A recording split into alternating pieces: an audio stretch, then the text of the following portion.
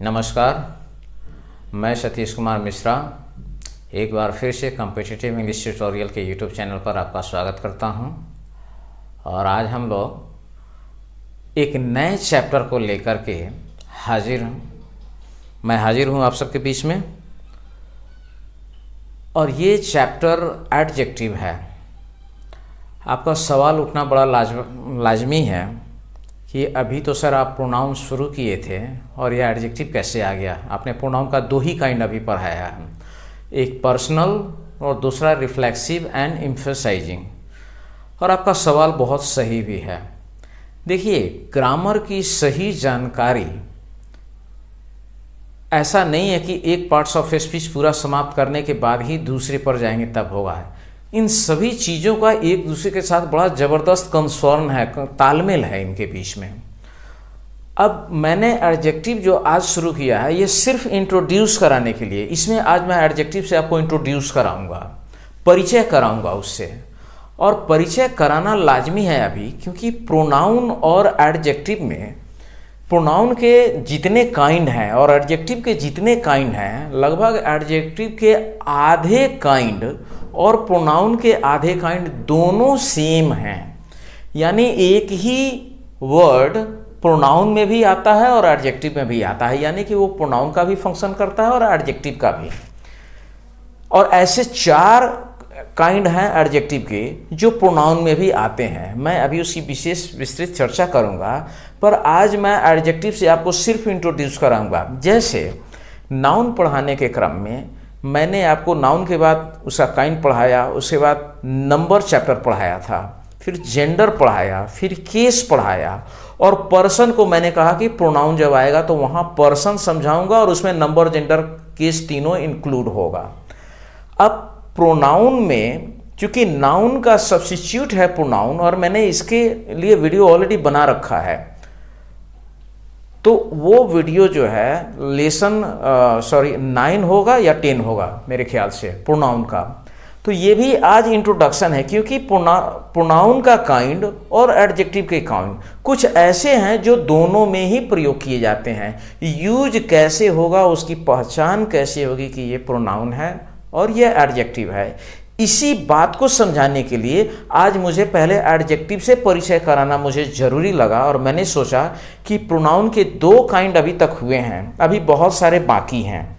अगला जो लेसन बनेगा मेरा वो प्रोनाउन से ही होगा, लेकिन उसमें एडजेक्टिव भी शामिल होगा। अगर मैं शामिल नहीं करूंगा तो फिर जब मैं एडजेक्टिव में जाके उसी काइंड का अगर मैं चर्चा करूंगा अलग वीडियो में, फिर आपके लिए परेशानी होगी कि मैं इसको प्रोनाउन कह रहा हूं, मैं एक बार इसको एडजेक्टिव कह रहा हूं, तो ये कब प्रोनाउन और कब एडजेक्टिव है, वो कन्फ्यूजन आपके अंदर ना हो।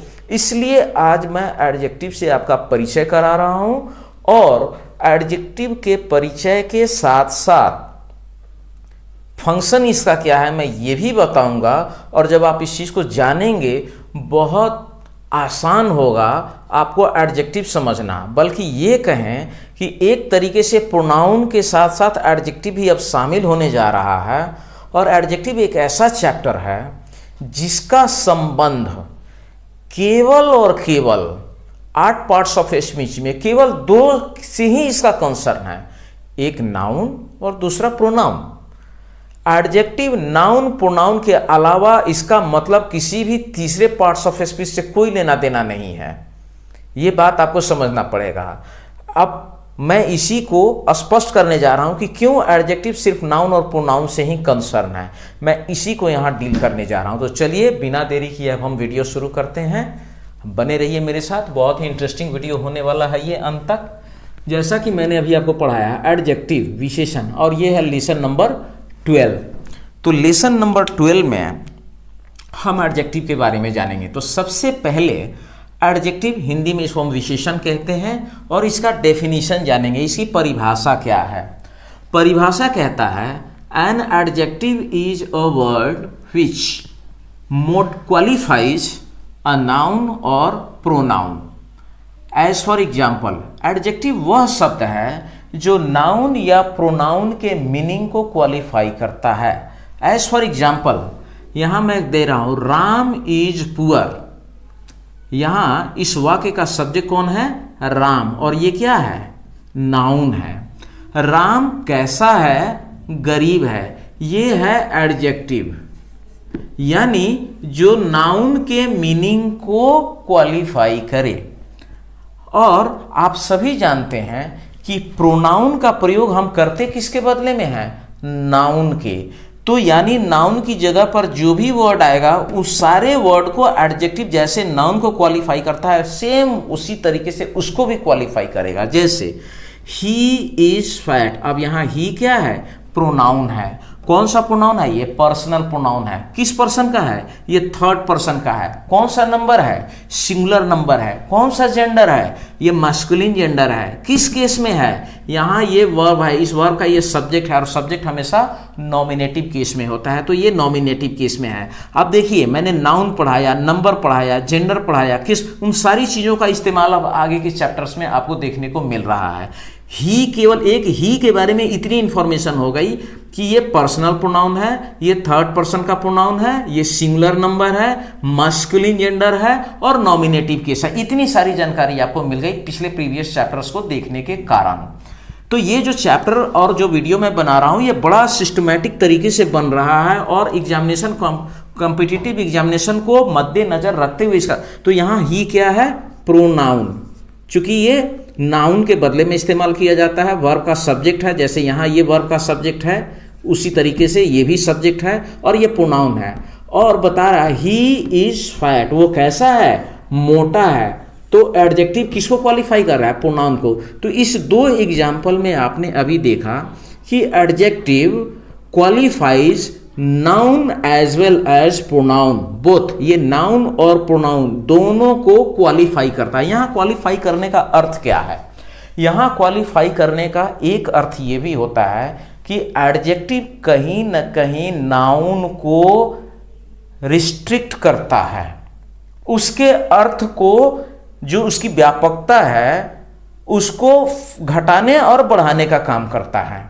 यानी अगर ऐसे हम कहें मैन इज मोर्टल, मोर्टल यहां एडजेक्टिव है। अब देखिए मैन ऐसे हम कहें व्यापक अर्थ में तो बहुत व्यापक अर्थ है उसका, पर मोर्टल अब उसके मीनिंग को जो है ना उसको रिस्ट्रिक्ट कर देता है, लिमिटेड कर देता है एक तरीके से। राम, अब राम के बारे में आप बहुत कुछ अनुमान लगा सकते हैं, पर यहां एक वर्ड आ गया एडजेक्टिव, उसने इसके एक क्वालिटी को, इसके स्टेटस को लिमिट कर दिया। वहां पर क्या कर दिया, ये बता रहा है गरीब है, कैसा है, गरीब है। यानी नाउन और प्रोनाउन के मीनिंग को जो क्वालिफाई करे, उसके मतलब में कुछ ऐड करे, वही एडजेक्टिव कहलाता है। और एडजेक्टिव सिर्फ और सिर्फ नाउन और प्रोनाउन को ही क्वालिफाई करता है, तीसरे किसी वर्ड से इसका कोई कंसर्न नहीं है, ना वर्ब से ना एडवर्ब से। हाँ, एडवर्ब एक ऐसा वर्ड है जिसका नाउन और प्रोनाउन को छोड़ के बाद बाकी सारे पार्ट्स ऑफ स्पीच से कंसर्न है, वो सबको मॉडिफाई करता है। पर एडजेक्टिव एक ऐसा पार्ट्स ऑफ स्पीच है जो नाउन और प्रोनाउन के अलावा किसी तीसरे से कोई मतलब नहीं रखता, उसको दूसरे से कोई लेना देना ही नहीं है। एडजेक्टिव बना ही नाउन और प्रोनाउन को क्वालिफाई करने के लिए। अब टोटल नंबर ऑफ एडजेक्टिव जो है, ये sorry kinds of adjective, there are 8 kinds of adjective in all. मुख्य रूप से एडजेक्टिव के 8 काइंड हैं, और वो कौन कौन से हैं, तो पहला है प्रॉपर एडजेक्टिव, इसको हम एडजेक्टिव कहते हैं, प्रॉपर एडजेक्टिव, जो प्रॉपर नाउन से बनते हैं। जब मैं एडजेक्टिव चैप्टर के काइंड में घुसूंगा ना तो इसके सारे डिटेल्स को बताऊंगा। आज मेरा मोटिव सिर्फ आपको एडजेक्टिव से परिचित कराना है। प्रॉपर एडजेक्टिव पहला काइंड है, यानी जो प्रॉपर नाउन से जो एडजेक्टिव फॉर्म हो, जैसे इंडियन पीपुल। अब इंडियन किसी से बना, इंडिया, इंडिया क्या है, प्रॉपर नाउन। तो प्रॉपर नाउन से जो एडजेक्टिव फॉर्म हो उसको प्रॉपर एडजेक्टिव कहते हैं। डिस्क्रिप्टिव, इसका एक और नाम है डिस्क्रिप्टिव और क्वालिटी ऑफ एडजेक्टिव, यानी जो एडजेक्टिव नाउन या प्रोनाउन की क्वालिटी को बताए, गुण बताए, विशेषता बतलाए। उसके बाद क्वांटिटेटिव, इसका दूसरा नाम है क्वांटिटेटिव भी कह सकते हैं, और एडजेक्टिव ऑफ क्वांटिटी। उसी तरीके से न्यूमरल और एडजेक्टिव ऑफ नंबर, या तो हम एडजेक्टिव ऑफ नंबर छोटे क्लास में हम बच्चों को सिखाते हैं एडजेक्टिव ऑफ नंबर, और ऊपर वाले में हम सीधे उसको न्यूमरल बोलते हैं। उसके बाद demonstrative adjective, possessive adjective, distributive adjective, interrogative adjective. तो ये जो 8 काइंड मैंने बताया, इस 8 काइंड में ये जो पहला 4 काइंड है वो तो बिल्कुल विशुद्ध रूप से एडजेक्टिव में ही हम इसको डिस्कस करेंगे। मैं आज जो एडजेक्टिव आपको यहाँ प्रोनाउन के चैप्टर में मैं ऐड कर रहा हूँ, इसका रीजन अब आप देखेंगे तो आपको समझ में आएगा। और रीजन देखिए क्या है। ये जो 5वां नंबर है डिमॉन्स्ट्रेटिव एडजेक्टिव, ये प्रोनाउन में भी है और एडजेक्टिव में भी है, यानी डिमॉन्स्ट्रेटिव प्रोनाउन और डिमॉन्स्ट्रेटिव एडजेक्टिव सेम नाम है दोनों के काइंड का। फिर पोसेसिव प्रोनाउन, पोसेसिव एडजेक्टिव। आगे चलिए, distributive pronoun, distributive adjective, interrogative pronoun, interrogative adjective. यानी जो मैं अगला वीडियो अब आपको बना करके देने वाला हूं, उसमें मैं प्रोनाउन और एडजेक्टिव अब दोनों साथ साथ मैं आपको पढ़ाऊंगा। और ये दोनों को साथ पढ़ाने के कारण है कि ये एडजेक्टिव के 4 काइंड ऐसे हैं जो एडजेक्टिव में भी यूज किए जाते हैं और यही सेम नाम है प्रोनाउन के भी काइंड का। तो अगर मैं इसका चर्चा यहाँ नहीं करता तो प्रोनाउन को समझने के बाद जब आप एडजेक्टिव में जाते तो वहाँ आपके अंदर में कन्फ्यूजन आएगा। यानी जो मेरा नेक्स्ट वीडियो बनेगा वो मैं डिमॉन्स्ट्रेटिव प्रोनाउन और डिमॉन्स्ट्रेटिव एडजेक्टिव, यानी प्रोनाउन और एडजेक्टिव अब साथ साथ चलने वाला है। और ये 4 काइंड में पहले पढ़ाऊंगा, जो एडजेक्टिव में भी है और जो प्रोनाउन में भी है, ताकि जब हम और ये जब ये खत्म हो जाएगा उसके बाद भी प्रोनाउन चलता रहेगा। ऐसा नहीं कि वो प्रोनाउन का चैप्टर रुक जाएगा। प्रोनाउन के काइंड और भी हैं, जैसे रिलेटिव प्रोनाउन भी है, इंडिफिनिट प्रोनाउन है, तो ये 2 और एक्स्ट्रा मिलेगा। 2 तो मैं पढ़ा चुका हूं, 4 ये हो गया 6, और मैं वो 2 बता रहा हूं। उसके अलावा और भी बहुत सारे प्रोनाउंस हैं जो मैं आपको बताऊंगा। तो प्रोनाउन का चैप्टर थोड़ा लंबा चलेगा, इसका काइंड भी है। और वीडियो ज़्यादा लंबा नहीं बनाना है, मुझे छोटा छोटा वीडियो बनाना है ताकि आप भी कम समय में और जो समझे वो माकूल चीज़ समझें, आपको सुविधा हो एग्जामिनेशन में। तो ये डिमॉन्स्ट्रेटिव प्रोनाउन, डिमॉन्स्ट्रेटिव एडजेक्टिव दोनों सेम काइंड होते हैं, सेम वर्ड ही होता है। यूज के अंतर से उसको हम डिस्टिंग्विश करते हैं कि कहाँ प्रोनाउन और कहाँ एडजेक्टिव। तो पहले एडजेक्टिव का फंक्शन समझना जरूरी था कि एडजेक्टिव नाउन या प्रोनाउन को क्वालिफाई करने का काम करता है, उसके मीनिंग में कुछ जोड़ने घटाने का काम करता है, उसके नाम और उसके अर्थ, उसकी विशेषता को घटाने और बढ़ाने का काम करता है, इसलिए यह एडजेक्टिव है। एडजेक्टिव का कंसर्न केवल नाउन और प्रोनाउन से ही होता है। ये समझाना मेरे लिए आज बेहद जरूरी था। तो आपने एडजेक्टिव के ये चीज देखा, एडजेक्टिव को आज समझे। आज आपको मैंने एडजेक्टिव से परिचय कराया।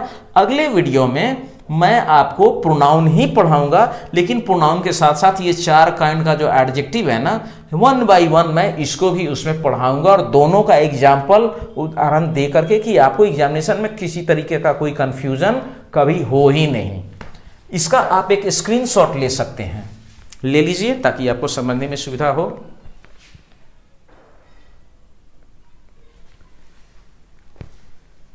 तो अगला जो वीडियो हमारा बनेगा वो demonstrative pronoun and demonstrative adjective, यानी अगला जो भी वीडियो बनेगा वो प्रोनाउन एंड एडजेक्टिव दोनों हेडिंग में शामिल होगा, उसको लेकर के हम बनाएंगे। और इसीलिए एडजेक्टिव तक का जो प्लेलिस्ट मिलेगा आपको एक ही में मिलेगा। वर्ब से मैं प्लेलिस्ट एक दूसरा क्रिएट करने वाला हूं, उस दूसरे प्लेलिस्ट में वर्ब का चलेगा। और ट्रांसलेशन मास्टरी ऑन सेंटेंसेज में अभी जो चल रहा है वो फिलहाल कंपोजिशन राइटिंग चल रहा है, एकाक्षर क्रिया से रिलेटेड। धन्यवाद।